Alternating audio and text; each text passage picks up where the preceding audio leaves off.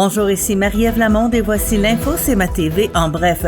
Les membres du personnel du Centre de service scolaire de la Côte-du-Sud seront en grève les 21, 22 et 23 novembre 2023. À l'instar de leurs collègues membres du Front commun, le personnel de soutien, le personnel professionnel ainsi que les enseignantes et enseignants du Centre de service scolaire de la Côte-du-Sud débuteront ce mardi une grève de 3 jours dans l'espoir de faire avancer une négociation qui stagne depuis trop longtemps. Ce mardi 21 novembre, le Front commun donne rendez-vous à ses membres dès 10h à l'école secondaire Louis-Jacques Cazot pour une marche dans les rues de Montmagny. Cette marche sera suivie d'un grand rassemblement devant les bureaux du centre de service scolaire situé sur la rue Saint-Louis.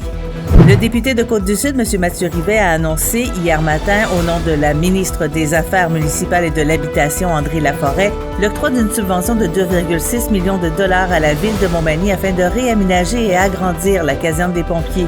Le maire de Montmagny, M. Marc Laurent, était présent lui aussi lors de la conférence de presse. Il a confirmé que la ville poursuit sa mission d'offrir un milieu de vie sécuritaire aux citoyens grâce à cet investissement majeur et que la modernisation de la caserne va répondre aux besoins et aux obligations actuelles et futures des services de la sécurité incendie et de la sécurité civile. Le bistrot d'érable à Sainte-Lucie-de-Beauregard a invité ses collaborateurs hier pour l'inauguration de l'espace culinaire avec l'implantation de l'espace culinaire repas de cabane à sucre.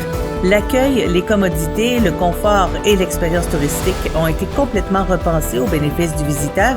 La population est d'ailleurs invitée à découvrir les nouvelles installations lors de la journée portes ouvertes ce samedi 25 novembre de 10h à 16h.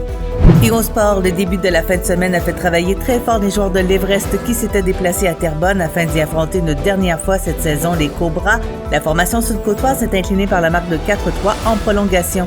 L'Everest a conclu sa fin de semaine par l'entremise d'une victoire de 5-2 contre les Titans de Princeville. Ainsi, la Côte-du-Sud met le grappin sur 3 points sur une possibilité de 4. L'Everest se maintient au sommet de la Ligue de hockey junior 3A du Québec avec 36 points en 22 rencontres. La Côte-du-Sud reprendra le collier ce jeudi à Valleyfield avant de recevoir les Panthères de Saint-Jérôme ce dimanche 26 novembre dès 14h à l'Aréna de Montmagny.